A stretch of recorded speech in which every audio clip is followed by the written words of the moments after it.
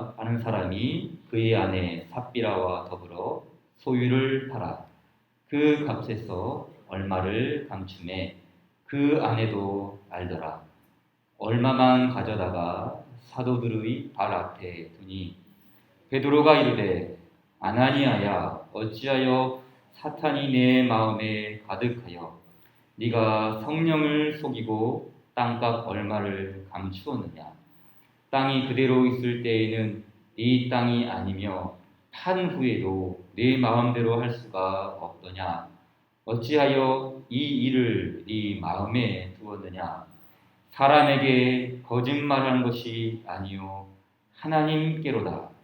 아나니아가 이 말을 듣고 엎드러져 혼이 떠나니 이 일을 듣는 사람이 다 크게 두려워하더라.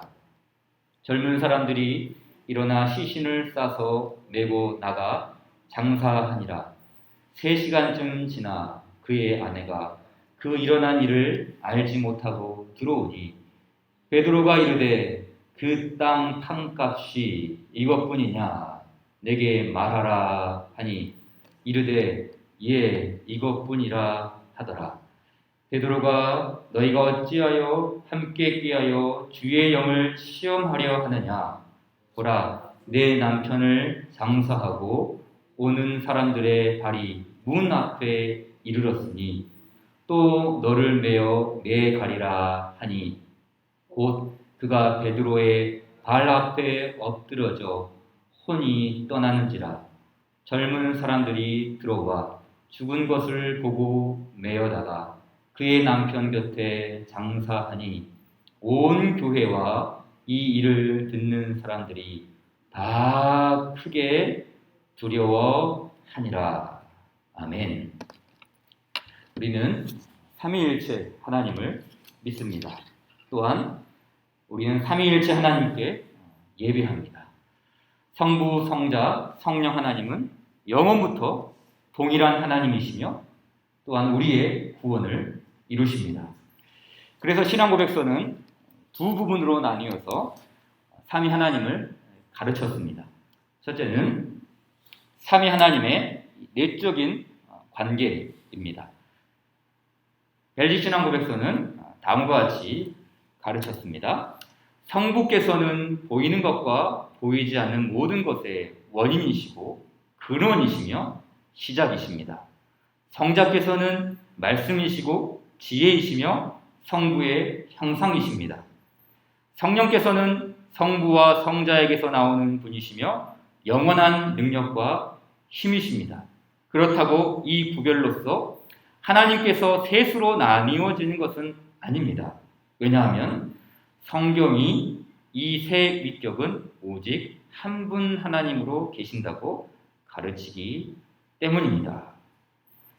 성부와 성자와 성령의 어떤 관계를 가지고 성경이 우리에게 삼위 하나님이 단일하게 계시고 이 단일한 하나님은 또 성부와 성자와 세 위격으로 계신다는 가르침을 분명히 주었죠. 이와 비슷한 우리 장로교회의 웨스트민스터 신앙 고백서 역시 거의 흡사하게 가르칩니다. 실체와 능력과 영원성이 있어서 동일한 삼위가 단일한 신격으로 있으니 성부 하나님과 성자 하나님과 성령 하나님이시다.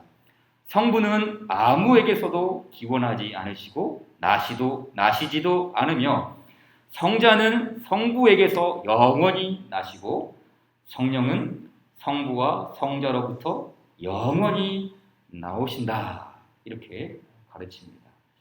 이 삼위 하나님의 내적인 관계에 대해서 설명을 하고 있는데 사실은 이렇게 가르치면 난해하죠. 새로운 신자들은 어려울 수도 있고 무슨 말이니 도대체 그 말이 그 말 같고 이 말이 저 말 같고 어려워하는 부분들이 있습니다. 그러나 성경은 이렇게 삼위 하나님의 내적인 관계를 철학적으로만 가르치는 것이 아니라 또 어떻게 가르칩니까? 우리의 구원을 위하여 삼위 하나님을 분명하게 보여주시죠. 그래서 우리의 구원을 위한 삼위 하나님의 사역과 삼위 하나님의 역사를 분명히 계시해 주십니다. 벨직 신앙고백서는 그 부분을 어떻게 교훈했습니까? 성부께서는 그분의 능력으로 인하여 우리의 창조주로 불리시며 성자께서는 그분의 보혈로 인하여 우리의 구주와 구속주로 불리시고 성령께서는 우리 마음에 거주하심으로 인하여 우리의 성화주로 불리십니다. 이렇게 삼위일체 하나님의 존재하심이 이 삼위 내적인 관계에서만 존재하는 것이 아니라 이 삼위 하나님이 교회를 향하시고 성도를 향하시고 그 교회의 신자들의 구원을 이루어 가시는 이 유익을 위하여 삼위 하나님께서 항상 주님의 교회를 향하고 있다는 사실을 통해 우리는 보다 분명하게 삼위일체 하나님의 사역과 존재하심과 그분의 위격들을 알아갈 수 있는 것이죠. 동일하게 하이델베르크 요리문답 역시 비슷하게 가르쳤습니다. 사도신경을 가지고 이 부분을 이렇게 말하죠. 세 부분으로 사도신경은 나누어집니다. 첫째, 성부 하나님과 우리의 창조. 둘째, 성자 하나님과 우리의 구속. 셋째, 성령 하나님과 우리의 성화에 관한 것입니다. 이처럼 삼위일체 하나님은 성경을 통해 내적인 그런 삼위 하나님과의 관계를 가르치고 있고 또한 그 삼위 하나님께서 우리를 향한 구원 사역으로 계시되었음을 분명히 밝혀줍니다. 그리고 우리가 지난 시간에는 성자 하나님에 대한 가르침도 확인했습니다. 예수님이 참된 하나님이시냐 아니면 단순한 인간이시냐 이 문제는 어떤 상품을 가지고 이것이 진짜냐 가짜냐 진품이냐 짝퉁이냐 이런 문제를 논하는 것과 차원이 다른 이야기죠. 왜냐하면 성자 그리스도 그 하나님의 아드님이라고 불리는 예수님이 참 하나님이 아니라면 어떠한 문제가 발생합니까? 다른 게 아니죠. 우리의 구원의 근간이 흔들립니다. 예수님의 신성에 대한 문제는 교회가 세워지느냐 무너지느냐 총체적인 문제와 관련되어 있기 때문입니다. 그렇기 때문에 예수님께서는 베드로의 신앙 고백을 가지고 뭐라고 그랬습니까? 주는 그리스도시요 살아계신 하나님의 아들이십니다 라는 이 신앙 고백을 근거로 내가 이 반석 위에 내 교회를 세우겠다고 하셨습니다.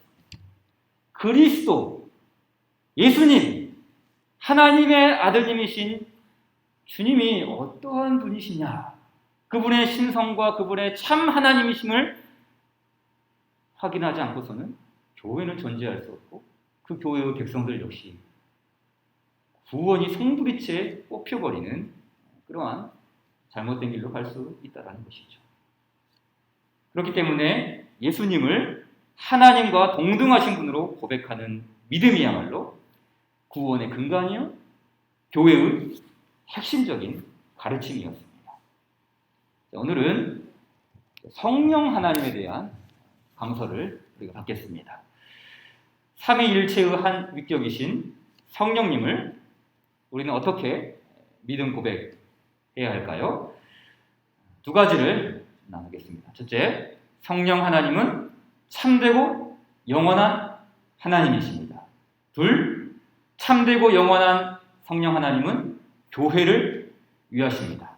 자, 먼저 성령님은 참되고 영원한 하나님이십니다. 신앙고백서 함께 11조를 살펴보겠습니다. 같이 읽어볼까요? 시작. 또한 성령께서 성부와 성자에게서 영원부터 나오심을 우리는 믿고 고백합니다. 그분은 조성되거나 창조되거나 나신 분도 아니며 다만 성부와 성자 두 분에게서 나오시는 분이라고 말할 수 있을 뿐입니다. 그분은 순서에 있어서 삼위일체의 제3위이시고 성부와 성자와 함께 하나의 동일한 본질과 위엄과 영광을 지니신 분이시며 성경에서 우리에게 가르치는 것처럼 참되고 영원한 하나님이십니다. 이 성자 하나님에 대한 오류가 굉장히 많았죠.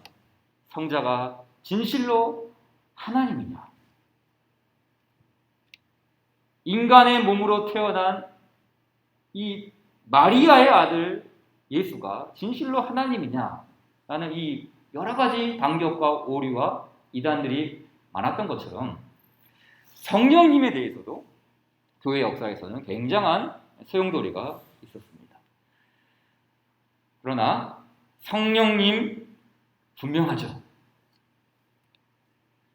그분은 조성되거나 창조되거나 나신 분이 아닙니다. 조성되거나 창조되거나 태어나신 분이 아니라 참되고 영원한 하나님이다. 이렇게 가르쳤어요. 이 말은 조성되었다, 창조되었다, 나셨다 라는 이 이단들의 교설 속에는 어떤 의미가 있습니까? 이 영적인 존재인 성령은 하나님이 성부께서 창조한 천사와 같은 존재일 뿐이다. 혹은 성부께서 부리시는 영, 일종의 도우미, 심부름꾼, 이렇게 성령을 성부 아래로 이렇게 보는 것이죠. 성부에게 종속된 어떤 존재이거나 도우미 역할을 하는 피조물, 조성되고 창조된, 태어난 어떤 그런 대상으로 성령님을 폄하했던 일들이 비일비재했습니다. 옛날에만 그런 것이 아니죠. 지금도 잘 생각해 보면 성령님을 비하하는 일은 다양한 모습으로 나타나고 있습니다. 현대 교회에서도 성령님을 얼마든지 우리 인간이 부려먹을 수 있는 그런 대상으로 생각하는 것이죠. 성령님을 우리 예배의 대상으로 삼는 것이 아니라 이용의 대상으로 사용하죠. 성령님을 사용해요.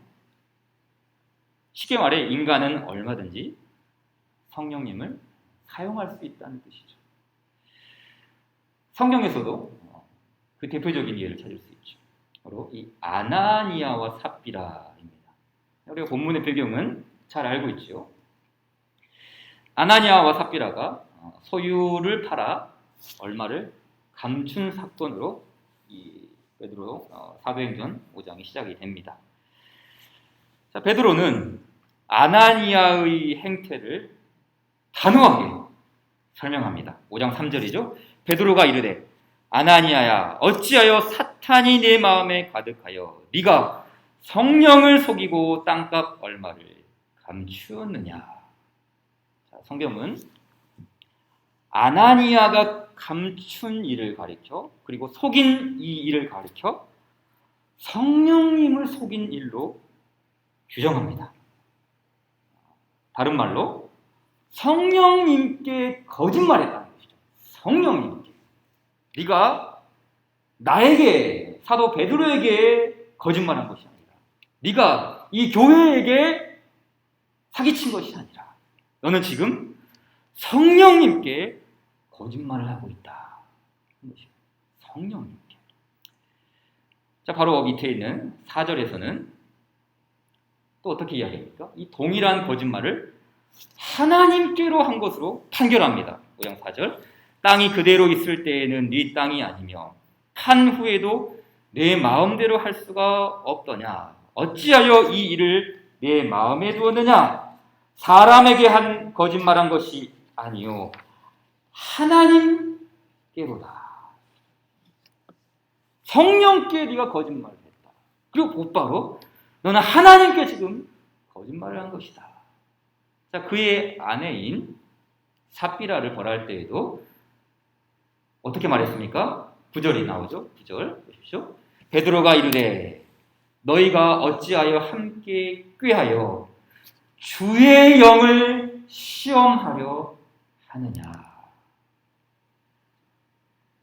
맨 처음에는 성령을 거짓말하고 성령께 거짓말하고 하나님께 거짓말하고 속이고 있다.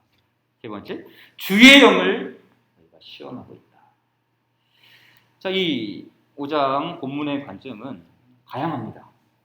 재물에 대한 문제, 탐욕, 거짓, 진정한 헌신, 외식적인 헌신, 여러 가지 교훈이 있습니다. 그러나 성령 하나님에 대한 말씀 역시 제외시킬 수가 없습니다. 왜냐하면 베드로는 구약 성경의 그 묘사처럼 너희가 만군의 하나님 여호와를 속였도다. 구약을 잘 아는 유대인들이라면 만군의 하나님 여호와께 범죄하고 있다. 만군의 하나님 야훼를 속이고 있다. 이렇게 해야 하니 옳습니다. 그러나 가장 먼저 말한 것이 성령님을 너희가 속이고 있다라고 했어요. 성령. 그러니까 이 성령님을 인격적인 존재로 갖고 있는 것이죠. 성령님을 어떤 공허한 영적인 존재로 생각하는 것이 아니라 인격적이고 관계하시고 우리의 모든 것을 꿰뚫어 보시는 영적 존재, 인격적인 영, 그러한 영으로 받고 있다는 것이죠. 그리고 성령, 하나님, 주의 영이라는 말씀을 통해 이 성령님을 하나님과 동등하신 분으로 가리키고 있는 것입니다. 그뿐만이 아니죠. 본문에서 성령님이 어떻게 참되고 영원한 하나님으로 확인될 수 있습니까? 바로 베드로의 지혜입니다. 베드로. 자, 땅값을 감춘 일은 아나니아와 삽비라 두 사람만 알았습니다. 그럼 베드로는 어떻게 알았습니까? 성령 하나님께서 주신 지혜죠, 지혜. 즉, 베드로가 똑똑하여서 스마트폰으로 검색을 하여서 모든 것을 알았던 것이 아니라 성령께서 주신 지혜인데 우리는 그 성령의 지혜, 이것을 성부에게 해당하여 말하면 뭐라고 말합니까? 하나님의 전지라는 표현을 쓰죠. 하나님께서 전지하시다. 모든 것을 알고 계신다. 이 전지하심. 근데 그 하나님의 전지하심을 성령께서도 알고 계셨어요. 성령의 전지하심. 그래서 성령님께서 전지하셔서 그 모든 지혜와 가르침을 교회 직분자인 사도 베드로에게 허락하여 주십니다. 성령님의 전지하심, 아버지 하나님의 전지하심, 동일한 그분의 속성들을 함께 보여주고 있는 것이죠. 또한 삽비라, 사탄이 가득하다. 그렇죠. 사탄이 가득한 삽비라, 아나니아. 9절에서 주의 영을 시험하려 하느냐. 시험했다. 주의 영을 시험하려 하느냐. 예수님께서 마귀를 향해 뭐라고 말했습니까? 주 너의 하나님을 시험하지 말라. 사도행전의 저자인 누가복음의 저자인 누가는 마귀를 향하여 주 너의 하나님을 시험하지 말라라고 했고, 사탄이 가득한 아나니아와 삽비라를 향해서도 주의 영을 시험하려 하느냐. 이 주님의 영이 바로 하나님과 동등하신 제3위격으로서의 존재함을 함께 고백했던 것 아니겠습니까? 성부 하나님을 시험해서 안 되듯이 성령 하나님 역시 인간은 결코 시험 대상으로 삼아서는 안 된다는 뜻이죠. 왜냐하면 주의 영 역시 하나님, 위대하시고 경이로우시고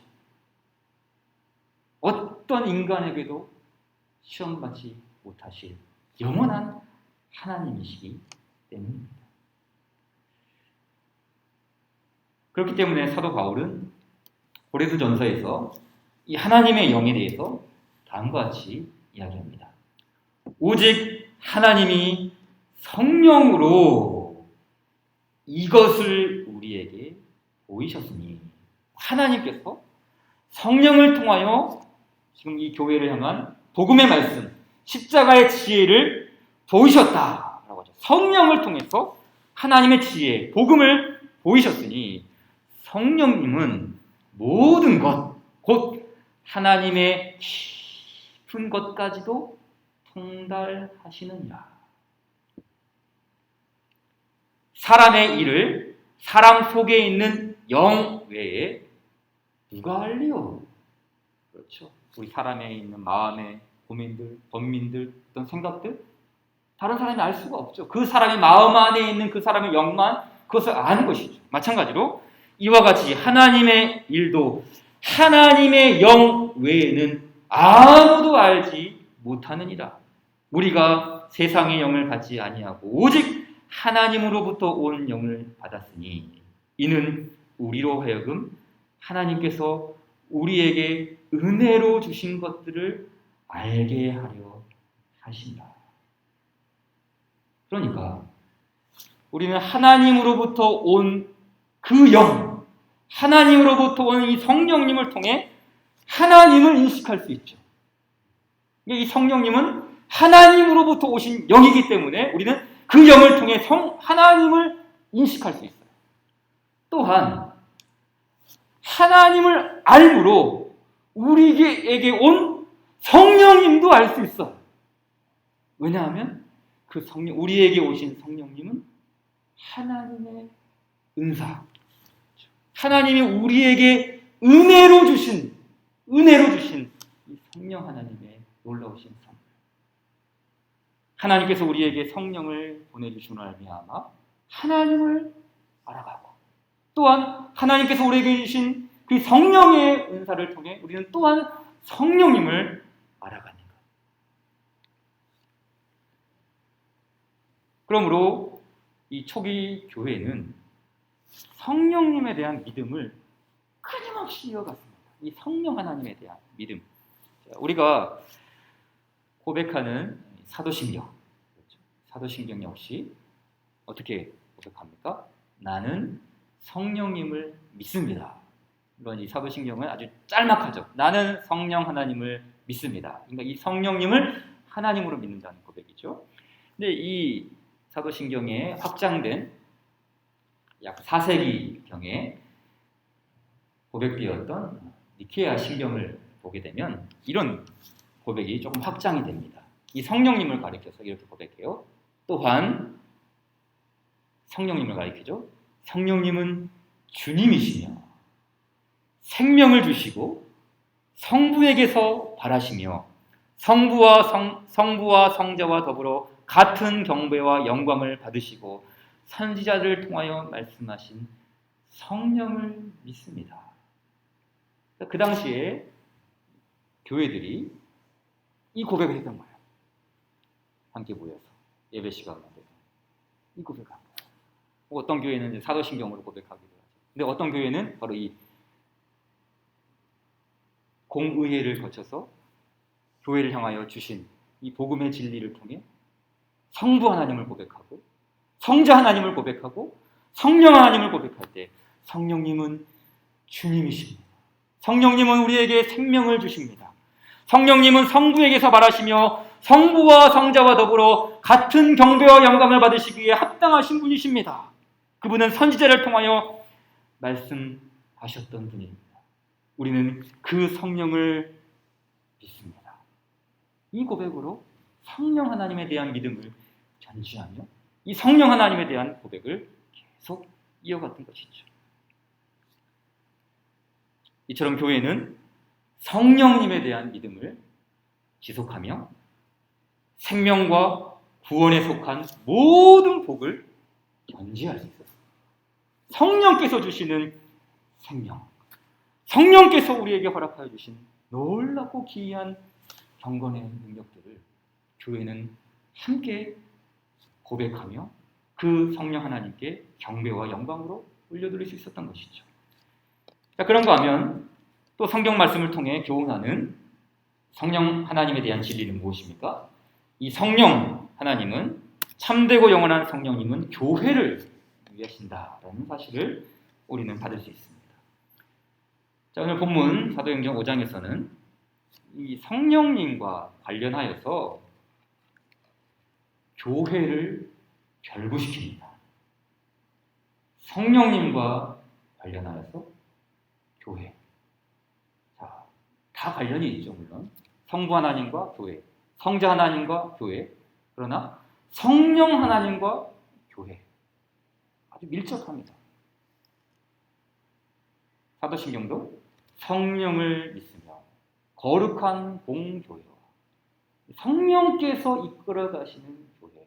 나중에 이 부분을 더 교회에 대한 내용들을 살필 때 배울 것이지만 사도행전 5장에서도 성령과 교회의 관계를 결코 간과할 수 없다는 사실을 본문이 가르쳐주죠. 5장 11절 말씀이었죠. 온 교회와 이 일을 듣는 사람들이 다 크게 두려워한다. 사도행전에서 교회라는 말이 처음 언급된 곳이 5장 11절입니다. 달리 말해 본격적으로 신약 교회가 부각되는 시점이 5장이라는 거예요. 그리고 이러한 교회에 강력하게 개입하신 분이 누구입니까? 바로 성령님이시다라는 사실을 우리는 이 본문 말씀을 통해 알 수 있죠. 앞에서 말한 것처럼 베드로 사도가 큰 영향력을 발휘한 것이 아닙니다. 베드로가 모든 것을 꿰뚫어 봤기 때문에 교인들이 이 사도 베드로를 두려워한 것이 아닙니다. 교회를 보존하시는 성령님의 역사를 경험한 것입니다. 성령을 속이려고 했던 그 악한 자들의 개입 앞에 주의 영께서 그 모든 것을 물리치시는 성령의 역사하심. 이 초대 교회는 진실로 알았던 거예요. 성령이 계시네, 할렐루야 함께 하시네, 좁은 길을 걸으며 밤낮 기뻐하는 것 주의 영이 함께 함이라. 이게 단지 구호가 아니었어요. 주의 영이 우리 교회에 함께 하십니다. 놀라운 경험이었죠. 눈에 보이지 않는 그 영이신 하나님을 교회는 알았습니다. 그 어떤 사탄의 역사도, 그 어떤 어둠의 그림자도 개입하지 못하도록 성령께서는 교회를 보호하셨습니다. 그렇기 때문에 교회는 무엇입니까? 하나님의 성전, 성령이 거하시는 전. 고린도전서 3장 16절이죠. 너희가 하나님의 성전인 것과 하나님의 성령이 너희 안에 계시는 것을 알지 못하느냐. 하나님의 성령이 너희 안에 계신다. 주의 영이 항상 함께 하신다. 이론적인 문장이 아니었어요. 지식적인 정보가 아니었어요. 성령이 너희 안에 계신다. 교회는 주의 은혜로 말미암아 그 성령님을 목도했습니다. 종교개혁가 마르틴 루터의 가르침처럼 교회는 성령이 세상 가운데 두신 아주 특별한 공동체이며 그리스도인을 태어나게 하고 하나님의 말씀을 전하는 어머니입니다. 종종 교회를 두고 어머니와 같은 교회라고 이렇게 표현을 하죠. 어머니와 같은 교회. 이 사도행전 5장에서도 사실은 그 어머니죠. 악한 자들의 교회를 혼란스럽게 만들려고 하는 그 사탄의 작은 개입조차도 그 어머니께서 차단시키시고 그 어떤 때도 묻지 않도록 어머니께서 자신의 자녀들을 친밀하게 보호하시는 이 살피심. 교회는 어머니입니다. 성령께서 친히 그 어머니 역할을 자처하셨습니다. 고린도전서 6장 11절 너희 중에 이와 같은 자들이 있더니 주 예수 그리스도의 이름과 우리 하나님의 성령 안에서 씻음과 거룩함과 의롭다 하심을 받았느니라. 교회는 주님이 씻기시고 거룩하게 하시고 의롭게 하셨습니다. 성령께서는 씻으시고 거룩하게 하시고 의롭다 하신 그 교회를 지금 뭐하고 계십니까? 보호하고 계십니다. 거짓의 아비와 또 그 수하들인 아나니아와 삽비라, 그 어떤 오염물질이 개입하지 못하도록 성령께서 개입하셨습니다. 성령께서 교회를 지키셨습니다. 성령께서 정결하게 하신 교회 동일합니다. 지금 이 땅의 교회가 잃어버린 것이 무엇입니까? 지금 우리 시대의 교회가 방향을 잃고 있는 것이 무엇입니까? 성령님에 대한 두려움이 아닙니까? 온 교회가 이 일을 듣고 다 크게 두려워한다. 이 성령 하나님에 대한 경외함이죠. 도대체 성령이 누구시기에 우리와 같이 하찮은 이 교회를 돌보시고 그 악한 것들이 우리 안에 들어오지 못하도록 교회를 돌보십니다. 성령에 대한 두려움, 성령에 대한 경외심.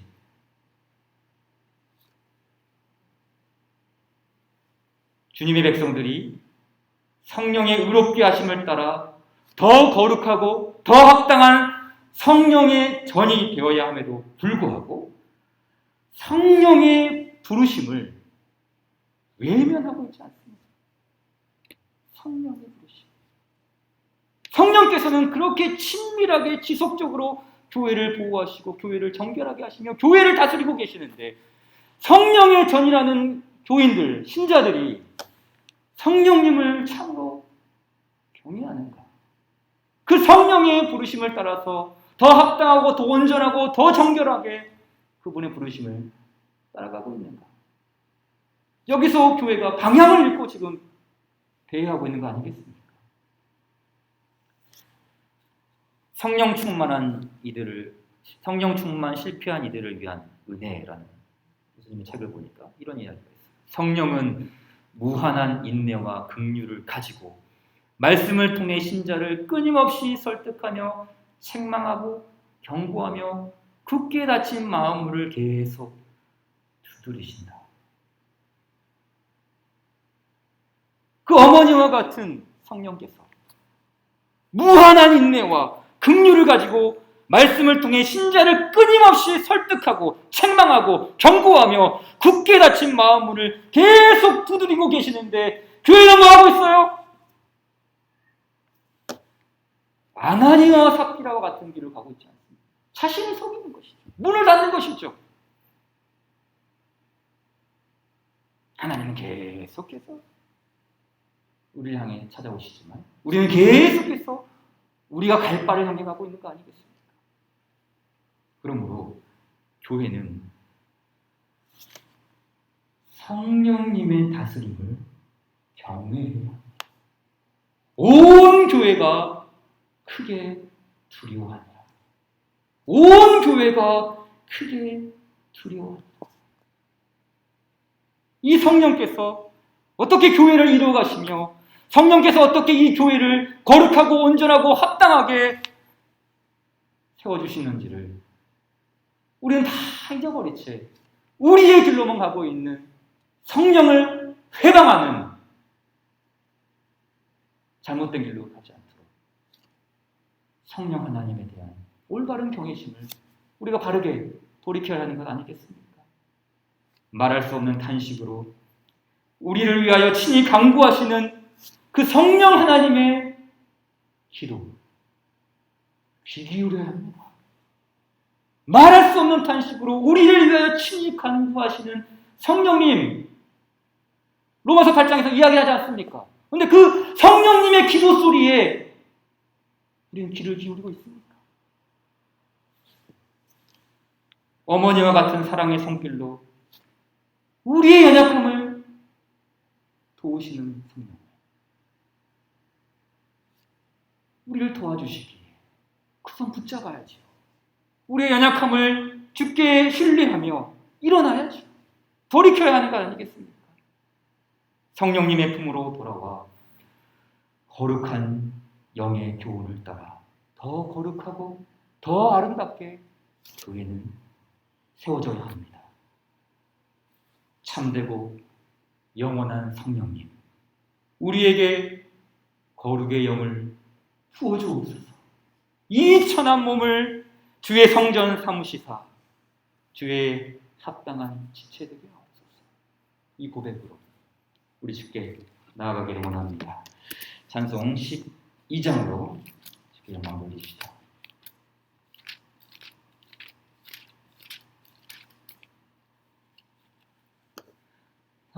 함께 주를 경배하세. 주 같은 이가 어디 있을까? 주 앞에 찬양을 드리니 주 성령이여 나를 도우사 주 기뻐하시 노래 불러서 그 이름 찬양하게 하소서. 내 주여 나를 인도하사 아버지 품에 살게 하시고 주 성령 내 행실 살피사 내 맘과 뜻을 주관하시고 주 성령 내 맘 열어주시사 참 평화 간지하게 하소서. 주 성령 나를 감하사 새 노래 나의 맘에 솟으니 참되고 간절한 기도로 다 주께 영광 돌려보내고 주 성령 내 맘 열어주시사 내 주를 찬양하게 하소서. 말할 수 없는 탄식으로 날 위해 친히 간구하시는 주 성령 날 항상 돕나니 선한 몸은 주의 것이며 주님의 귀여 이을 자임을 나갈피 알게 하여 주소서.